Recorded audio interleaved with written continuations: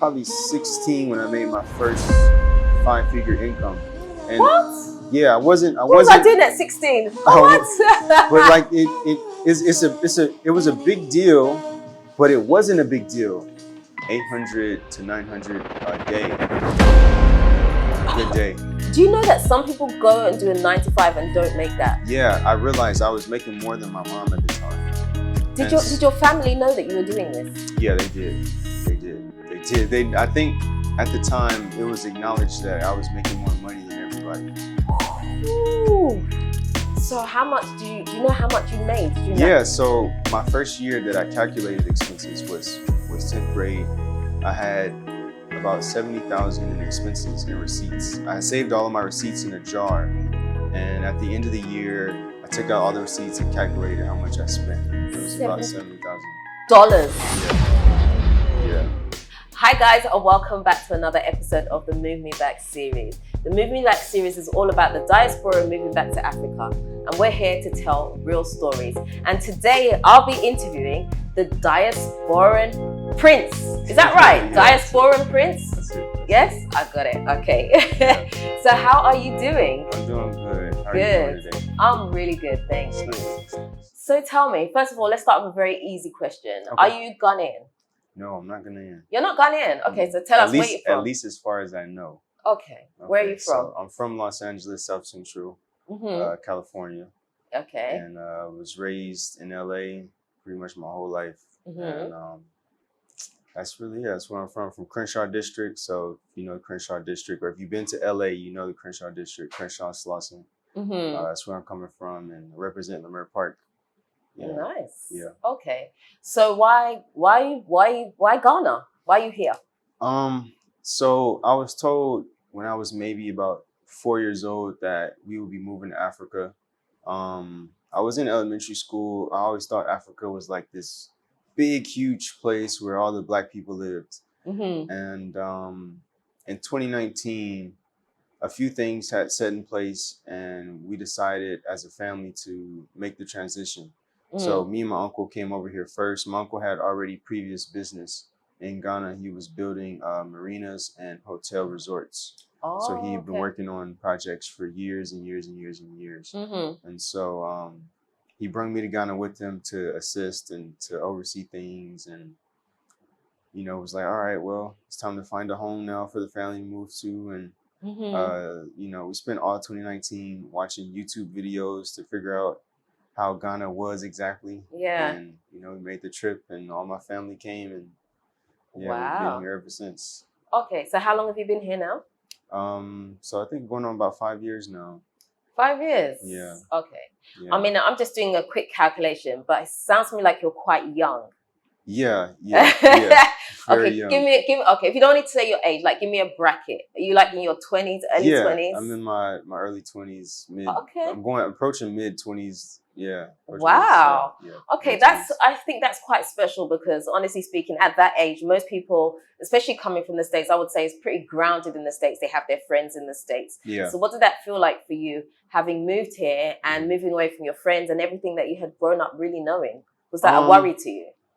It was a bit of a transition. I would say before my preparations to move here, God had me in a very special place where I was just kind of separate from everybody. I mean, even though I'm from LA, I ended up transitioning to the Valley during the move. And so in the Valley, there's literally nobody out there. And so God had kind of isolated me and really was developing me in a special way. So I think the transition, it made it easier to move. But once I got here and, you know, I started to experience the reality here, and I was like kind of thinking, well, I don't want to give up the States completely. Like there's still some things that I like that I want to keep in my life. So I kind of made those decisions. And for me, coming to Ghana has been a back and forth. I go to the States, take care of business. That's where I make the bulk of my money, and come back to Ghana and just invest, and you know. So that's kind of how it's been for me. Okay. I see. Yeah. And how do you support yourself financially being here? Okay. I know you said you make your money abroad, but how do you support yourself financially here? So I have a couple of things going on. I do manufacturing of luggage. Of luggage? Yeah, of Really? luggage. Yeah, I've been doing that since I moved here. And I invested into a juice business, so we manufacture juice as well, fresh juice. Um, and then I co-founded, or not founded, co-founded. Sorry, scratch. I founded a creative agency where we do marketing, and Okay. so a bulk of my employees are in Ghana, and it's intentional because I wanted to provide opportunity for the young people that are part of the diaspora to be able to have an income. So Wow. those three things together is what's, a lot of my income is coming from. Okay. Yeah. That's really interesting. Now, you seem really business minded, like for someone who's quite young, right? Because you seem to have your head on your shoulders pretty well. You seem to know what you want to do. And I feel like you're doing things that are kind of outside the box, like not your regular type thing. Would you say you're quite a creative person, or how would you describe yourself? Yeah, I'm very creative. I think outside the box. I am a jack of all trades. And I feel like if God has given you the talent and the ability to do something, you should exhaust it to the fullest. And so I exhaust every talent that God has given me to the fullest. And so that's what makes me a creative and outside the box person. So I've met you a couple of times outside, just socially, right? And I looked at your Instagram page and I saw that you had tried to start a coconut business. Tell me about that. What happened? Okay, so it failed, but I mean, it didn't fail completely. We made ground, we made progress, but the way we exported, it just didn't get to the States fresh enough. So still working on how to come up with a better solution. Yeah. So I just want to hone in a bit more to that. And the reason why is because sometimes people come here, they don't want to talk about their successes. We never talk about the things that go wrong. But sometimes those things that go wrong actually build character and we learn from it and things like that. So let's talk a bit more about the investment and exactly how it went wrong. Got to customs and was waiting. Yeah. It was supposed to be refrigerated, but it wasn't. So it's an issue that, is more internal. Right. So the issue actually came from this end rather than the other end. No, it came from the other end. Oh, really? In the States? That's where the issue was. Yeah. Oh, so from here, it was fine. Yeah, it was frozen. It was stay frozen. And then by the time it got to the States, I mean, they didn't keep it, well. So. Oh, wow. Yeah. And was there any insurance for that type of thing, or it's just ruined and that's your loss? So the most that I think I'm going to get off of that is a write-off. It's a business expense. So we didn't get any like reimbursement from customs. There was no insurance to that level, but it's a write-off. Yeah. So wow. Yeah. And can I ask how much you invested into this business? Yeah, just a couple of thousand, not too much. Just a couple it's still an investment. Yeah, still an investment. Yeah. But it's not like past 10,000, so. Okay. Yeah. Okay. And how many staff did you have here? So we got about 4. Okay. Yeah, 4. How did you come across these people? Because I think that's another thing that people struggle with, right?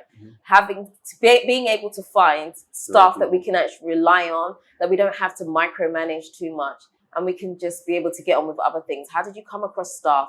Because I feel like you did a lot. This is not an easy thing to think, I'm going to execute from A to B. But you kind of did it, apart from obviously the part that was outside of your control. You did it. So tell me what it was like finding staff to actually help you. So if I'm being completely honest and transparent, it's very difficult to take credit because I feel like God was just on my side the entire time.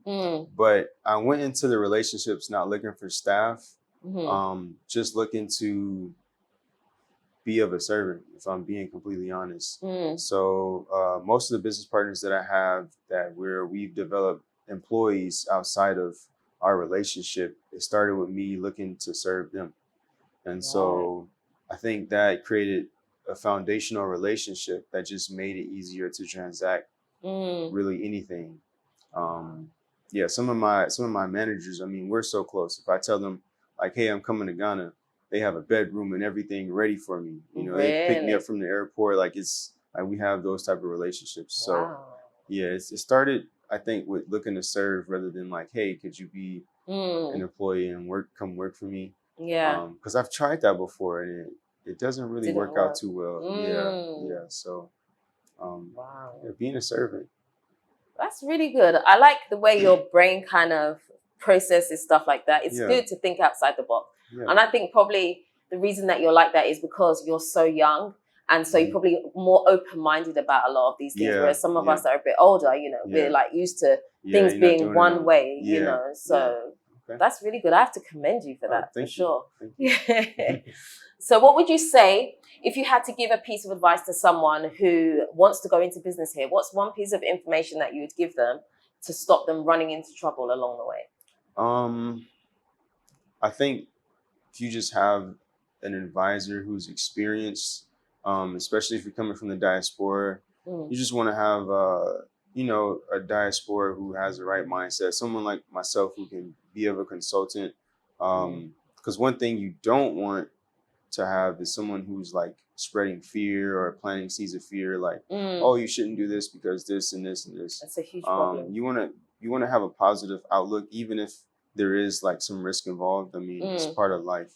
So that's one thing. And then the second thing is you can't come here exactly looking to profit. You'll be very disappointed. You have to come here with just a pure heart to serve and really want to make a change. And I think that will allow other opportunities to come through that are bigger than what you imagined. Yeah. That's how it's been for me. You know, I just come on scene like, look, I can make this 10 times better. And I know you can't afford to like pay me, so I'm gonna do it anyways, you know? Right. And out of those experiences and journeys, I've created some of the biggest empire relationships, businesses, and still going on today. Yeah. So it's lasting years. So it's standing the test of time. And wow. Yeah, it's working out. It even works in the States. The same approach works for the States. So yeah. Okay. So what I feel like you've got other things in the pipeline. Tell me more about what you're doing right now. What you're working on. I'm working on a film, Diaspora Coming to Ghana. It's a spinoff of Coming to America, but America Coming to Ghana. It's going to be full of entertainment, romance. It's about a prince who discovers he's a prince in Ghana, but is from America. Okay. And he has a lot of things going on here in Ghana. He's got a group of friends that love him dearly. He's got businesses and he's looking for his princess. And, you know, it's going to be like a really entertaining story. So that's one thing that I have developing that I'm really excited about. Yeah, it's going to I feel like you're talking about yourself. I feel like you're telling your own story. It's like based on true stories. So it's entertainment, half true story. Right. Okay. Yeah. So you call yourself the Diasporan Prince. Why do you call yourself that? So it came about one day. Me and a group of friends, we were out, and you know, I'm into fashion. I'm into style. My grandma, who designed this place, she was like my big inspiration. And so it came about two ways. The first way was a lot of my friends, when we would have intimate conversations and they would express something I did that they really appreciated, they would mention like, oh, you're like a prince, you know?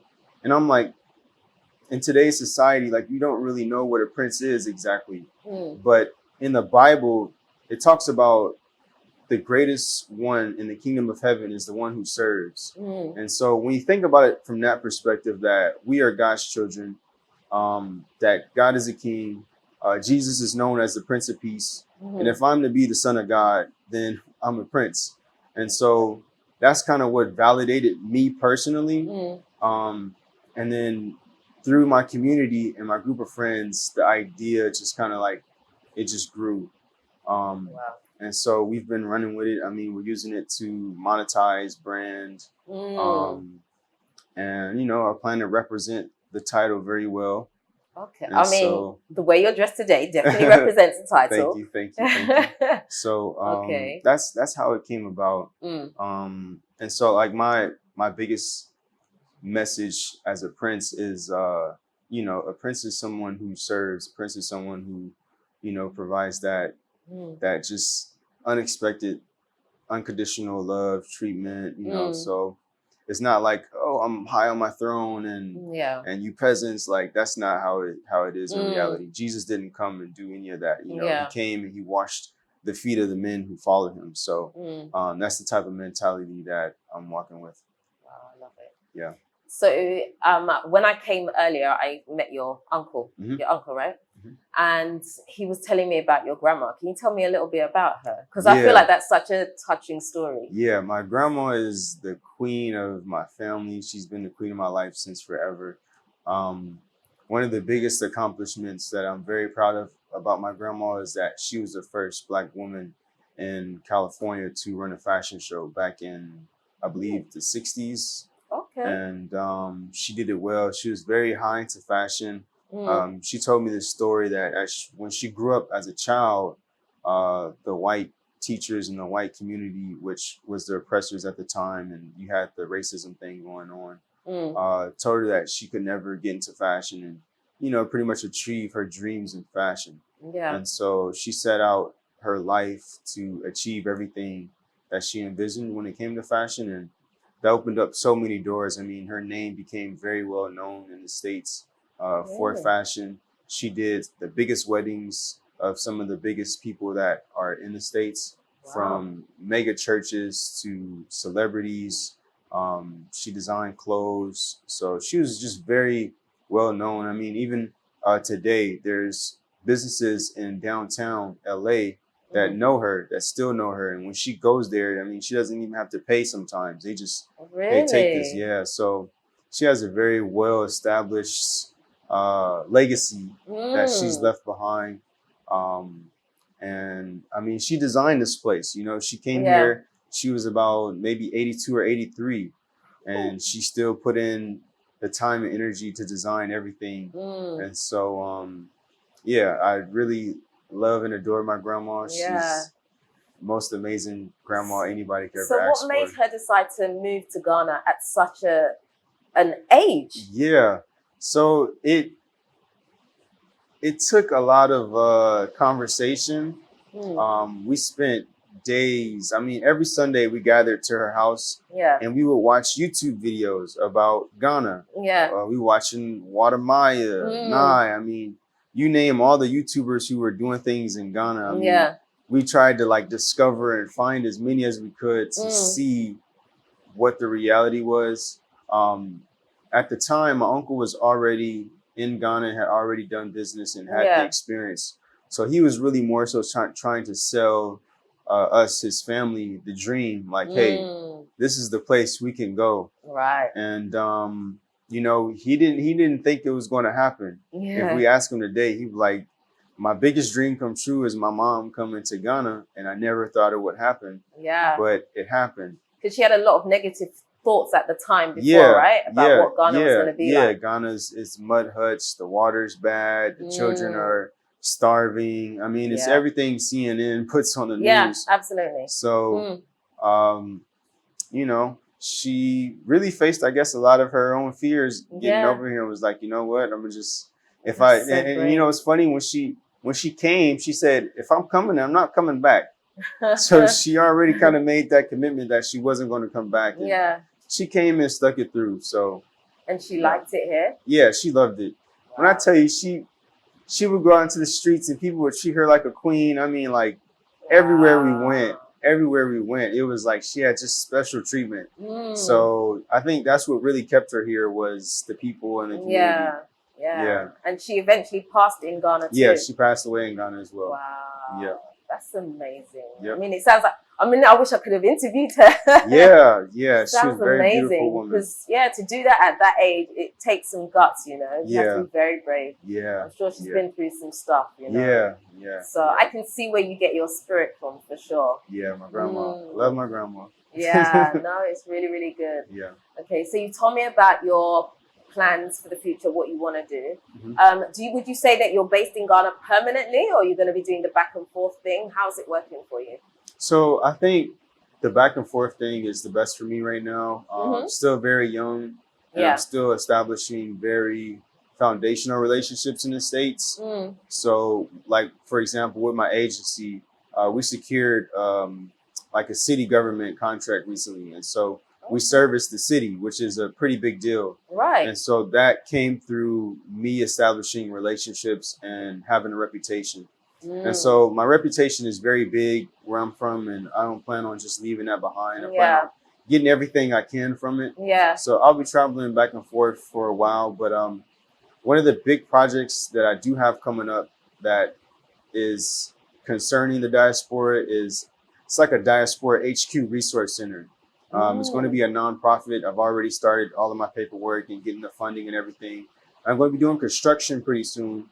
I plan on to build a 3-story building that provides computer services, just lounge services. If you come to Ghana, being able to get your driver's license and all of your paperwork just kind of taken care of by somebody who's experienced and knows how to take care of those things, as well as if you're young, being able to get a job. You know, so that's like very my long-term vision is being able to provide that and, you know, have that done at least in the next 2 years. Yeah. Okay.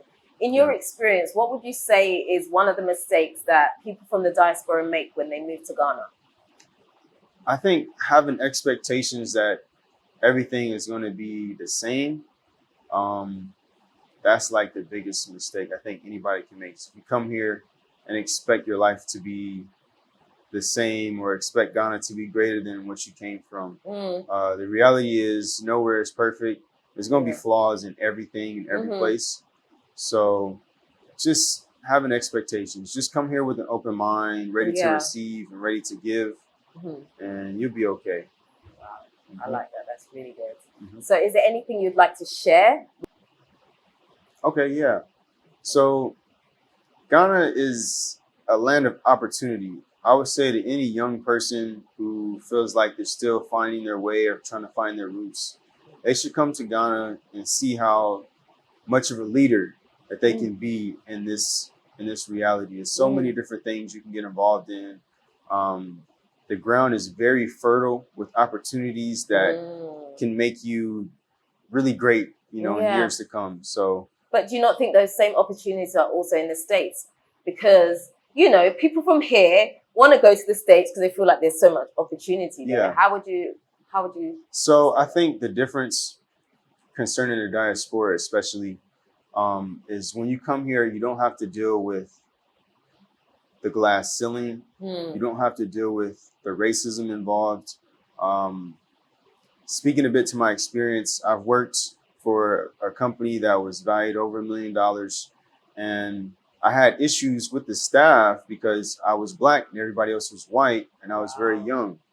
So an experience like that, I don't see myself dealing with in Ghana. You know, if I want to go into a business and become a manager and rise the ranks, I'm not going to have any issue doing that. In the States, you can go to a company, you can work a good job, but there's a glass ceiling, and it's because of skin colors, because of racism. And so I think coming here, that's what I enjoy the most, is I don't have to deal with that type of oppression. And so it's a bit more free. Yeah, that's the biggest. Would you say that your age limits you on the types of businesses that you want to go into here in Ghana? Did your age limit you at all? No, I don't think so. I think it is actually in reverse. I think if you start very young and you accomplish something, you get praise and like assistance, versus in the States. I mean, in the States, I was probably 16 when I made my first 5-figure income. And what? Yeah, I wasn't. What was I doing at 16? What? But like it was a big deal, but it wasn't a big deal. You know, I didn't get, because I made more money, I didn't get the respect, I think, that I should have gotten. If that makes sense. But here, I mean, I remember my first year coming here, I didn't really do much. You know, I didn't have much to show for what I did in Ghana. And I got the same respect that I'm getting today. Wow. Which to me is like totally worth it. So yeah, you get a respect here that you don't get anywhere else. Yeah. Especially as a Black. I have to ask, so what did you do at 16 to make 5 figures? I need to know. So I was selling chips and candy. And I took it to a level that most don't take it to. So we have a grocery store that sells candy and chips in a bulk. Candy and chips. Candy and chips. So like mixed. Yeah, mixed variety. I mean, Skittles, Starbucks, like all the top brands. So I would go to the store. I started with $20. I went to the store, bought like my first box of chips. It was $12. Mhm. You get 30 bags for $12. And I Right. took that to school. I realized I was making about $30 a day. So I'm like, let me buy more. I bought more, upscaled the business, Mhm. and I was making about $300 a day by myself. So I hired my friends. I said, you know what? I'll pay you $50 every day. You can sell this full bag, and I would give them Oh. about 200 items to sell. So doing that every day, I mean, I was closing at about an average 500 to 800 sometimes a day. What?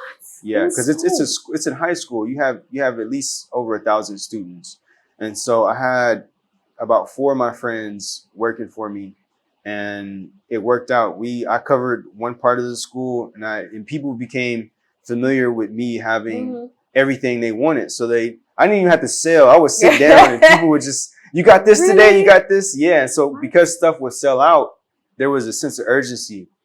So because we were football players, we were allowed to walk with big duffel bags, which Oh. is, selling it. But you ain't got no equipment in there. Yeah, we ain't got no equipment.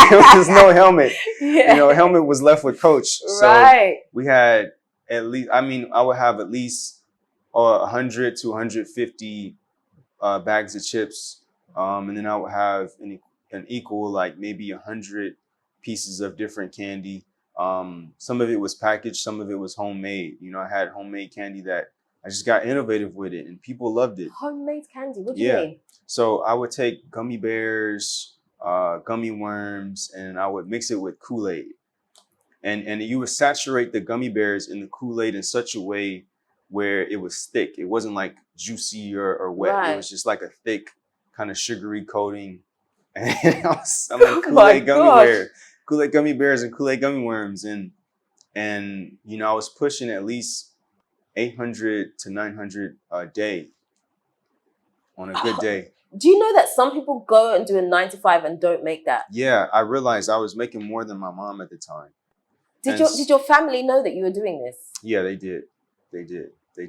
I think at the time it was acknowledged that I was making more money than everybody. Ooh. Yeah. Especially because I didn't have a 9 to 5 and I didn't really have expenses. But I did take care of my mom. Like, you can guarantee it. I took care of my mom. Wow. Yeah. Yeah. So how much do you know how much you made during Yeah. that? So my first year that I calculated expenses was 10th grade. I had about 70,000 in expenses and receipts. I had saved all of my receipts in a jar. And at the end of the year, I took out all the receipts and calculated how much I spent. It was about 70,000. $70. Yeah. Yeah.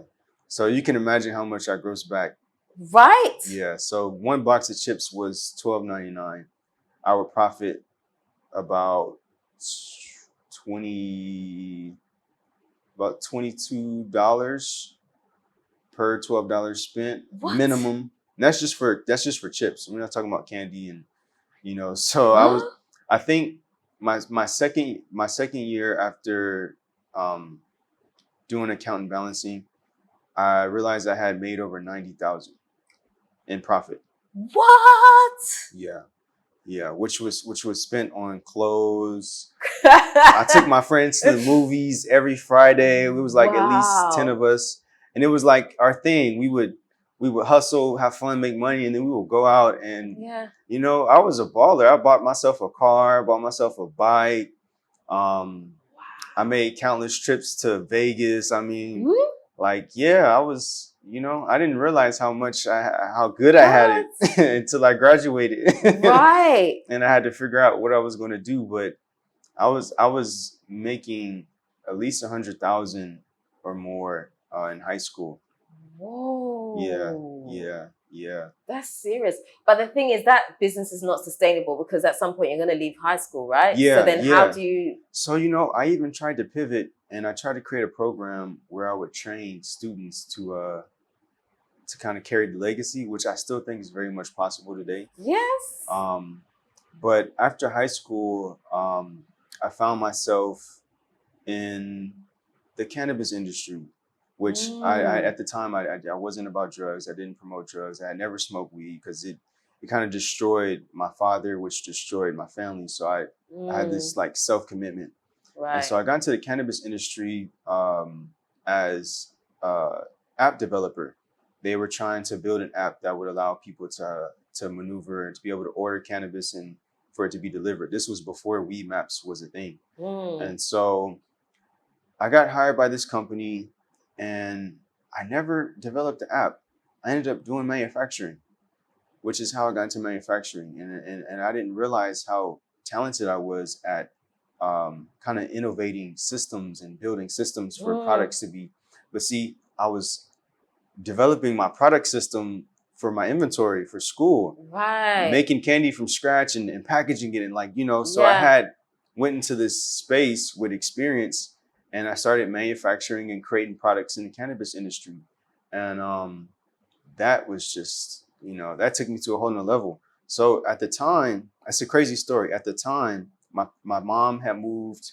I graduated high school, got my own place, and I was working a job in college. College and a job and an apartment is too much. So I said, okay, I have to drop one. So I dropped out of school, started working full time. I got fired. Then I got hired in the cannabis industry. You got fired? Why? Because I wasn't smiling, which is another racism thing. I got fired because I wasn't smiling, but I was going on my first year, which after a year, they have to make you manager.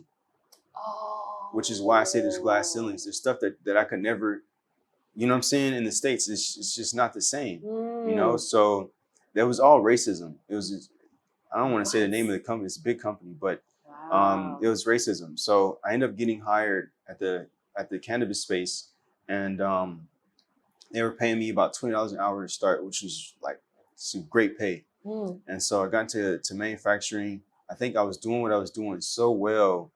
The owner made me, you know, more responsible, and it worked out for me. I ended up becoming homeless because I would come home to my apartment smelling like cannabis. Yeah, so they kicked me out. I didn't have nowhere to go.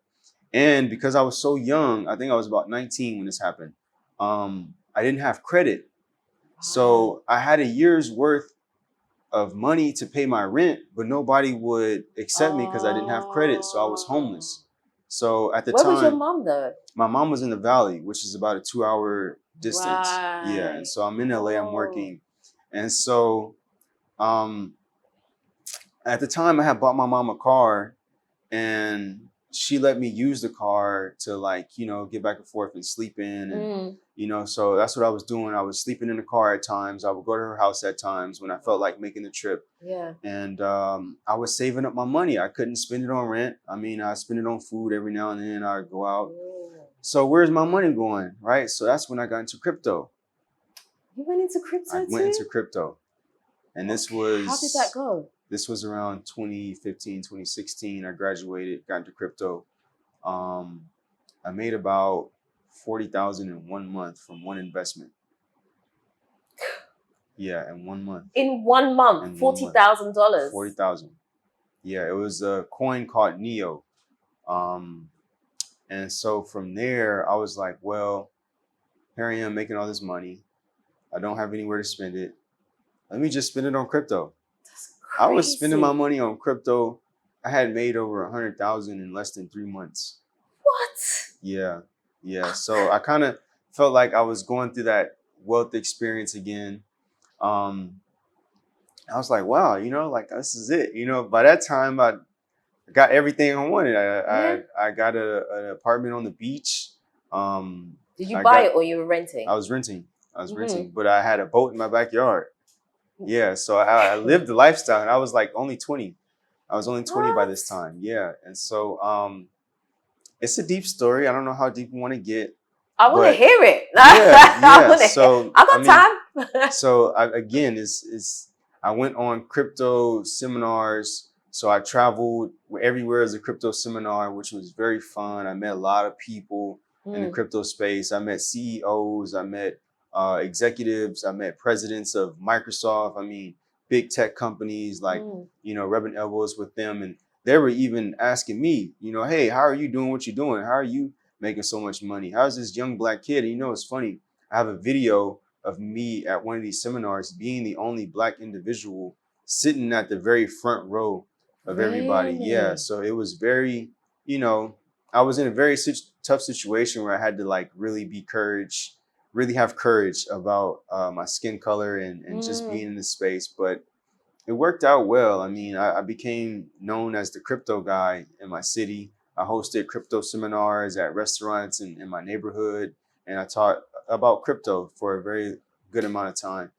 And so I had the wealth, I had the money, but I didn't know that I didn't have God. And so I went through a serious like depression. I'm telling you, when I say I had money, but I found myself wanting to commit suicide. And it's crazy. I mean, I know it's crazy. It's on the outside, you're there to have everything. Yeah, but on the inside, I was like, I'm not living. You know, why does it feel like my soul is dragging, but my body is walking? You know, and it got very bad. Like, you know, the depression and it just got very bad. And you know, I just came to realize, like, if I die right now, where am I going? Yeah. You know, I really asked myself that question.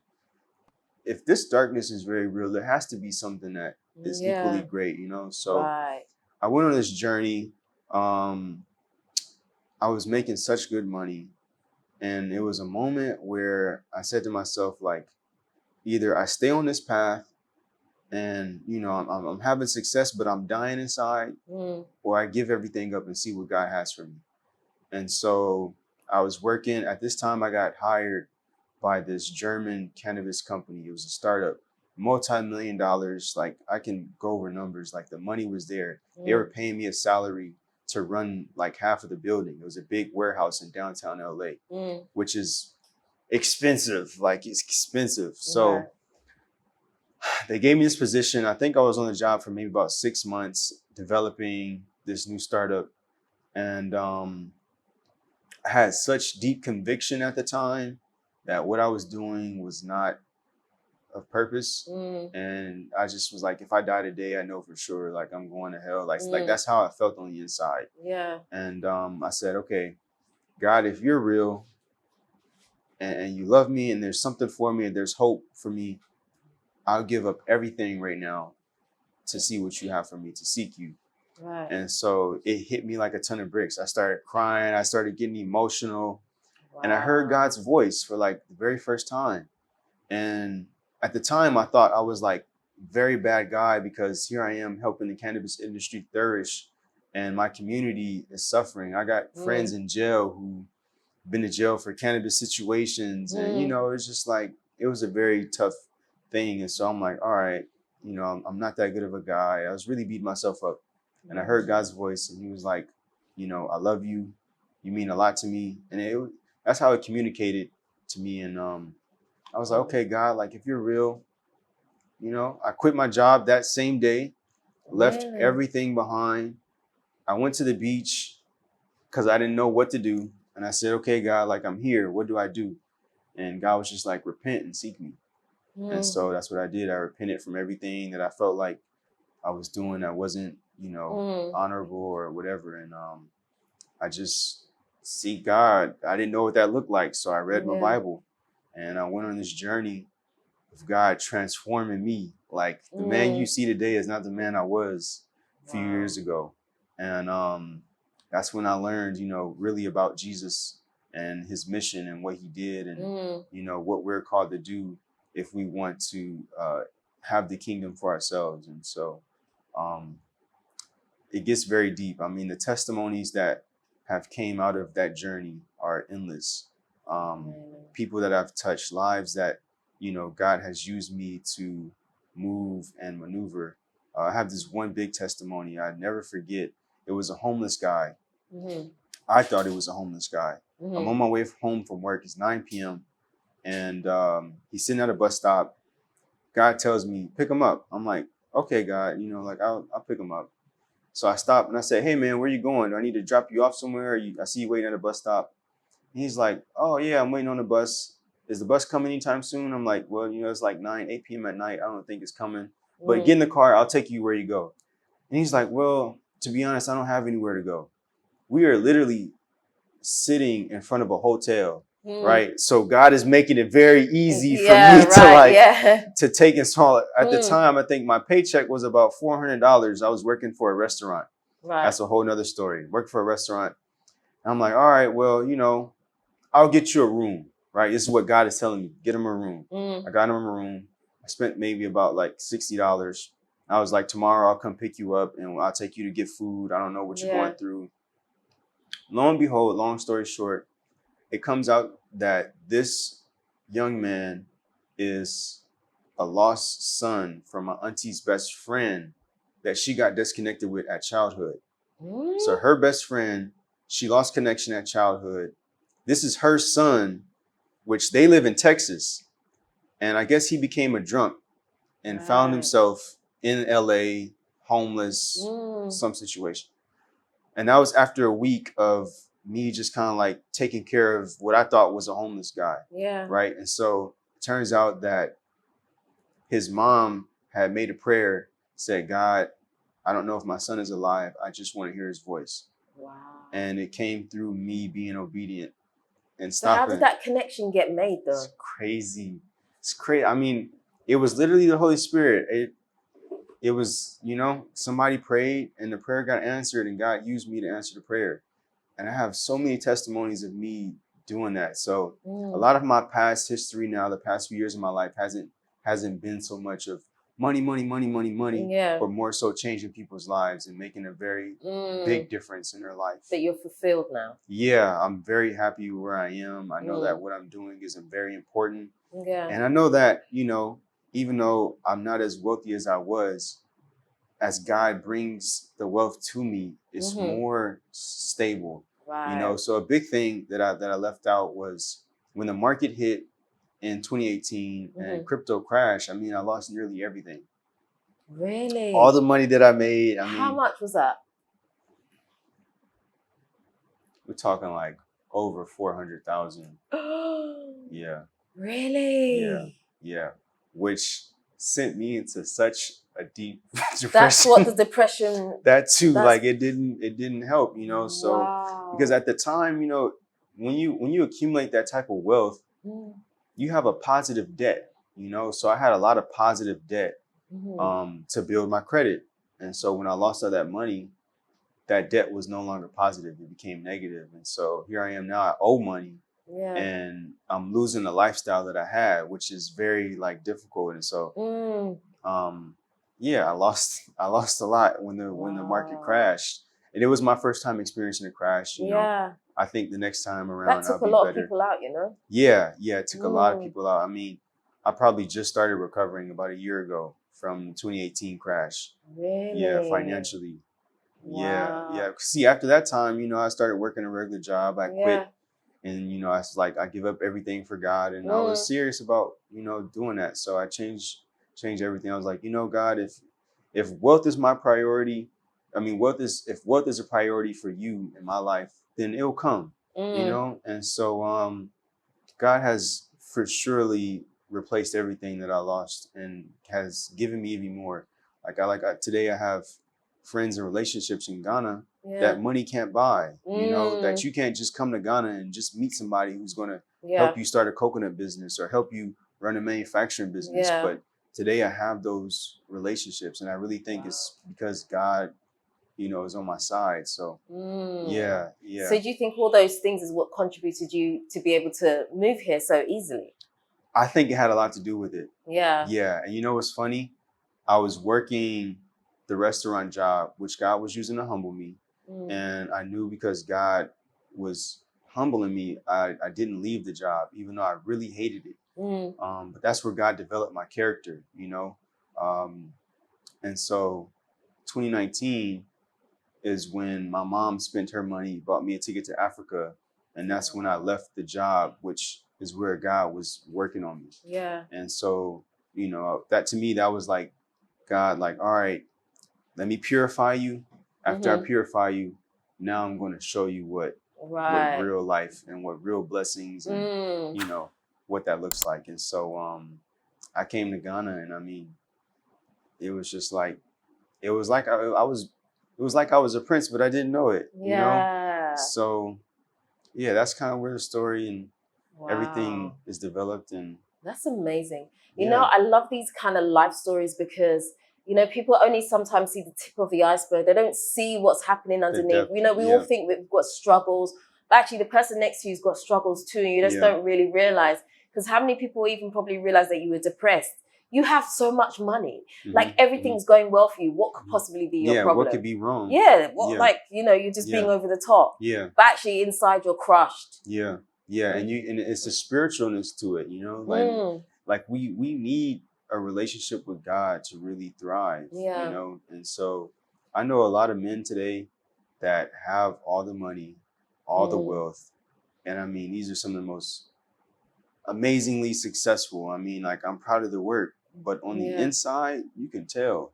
It's nothing. You know, yeah, It's very yeah. dark. It's very dark. It's very dark, and it's sad. But a lot of us men are living like that, so we really have to repent and humble ourselves before God. Yeah. Because we can obtain the wealth and everything. You know, like I'm getting into real estate this year, which Yeah. is where all the money really is, right? And Absolutely, so yeah. you come interview me a year from now. Oh, I'm going to. Yeah. Oh, I'm going to. Yeah. I've already put it in my calendar. Yeah, you know, and see where God has me. So you can obtain wealth with God, and it's a wealth that's not going to be, you know, it's not going to be taxing to your soul. Yeah, So, yeah. you know, I love that. I just want you to realize how much wisdom you have at your age. Oh, like you have so much wisdom, and your entrepreneurial spirit is absolutely like you're oozing it. You're like one of those people that people probably want to be around just so that they can get a bit of what you have. I really want you to understand what you have, seriously, because a lot of people at your age don't have it. Thank you. So keep going with it. You're going to reach really great heights. Seriously. Thank you. But I just want to thank you for coming on today and being so open and honest, because I'm telling you, you're going to inspire a lot of people to go pursue their dreams and to give up things that are not helping them, you know. Yeah. And so be encouraged, seriously, be encouraged. Thank you. Thank you for coming as well, and for bringing me to your platform and allowing me to speak. And I appreciate you for seeing the value. Yes, definitely. Thank you. Okay, guys, so that's the end of today's video. I know this video kind of went from A to B very quickly. There was a lot in there. You might need to rewatch this because there's so many gems in there and there's so many things to learn from.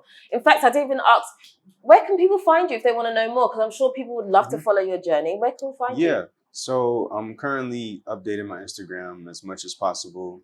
Tarzan of LA. You can find me on Instagram, and you can find me on YouTube as well. Working on getting that established at Roman Combs. So those are my 2 social media handles. Okay, lovely. Okay, so guys, so please go over, please follow his journey. I'm sure he's gonna, in fact, I know he's gonna do amazing things. You don't want to miss this. Keep an eye on this guy. Don't say I didn't tell you, okay? But as I said, that's the end of today's video. If you haven't already subscribed to this channel, do me a favor. Hit the subscribe button and the notification bell. Don't forget to also like, comment, and share this video. Until next time, we are out. Nutitfafa.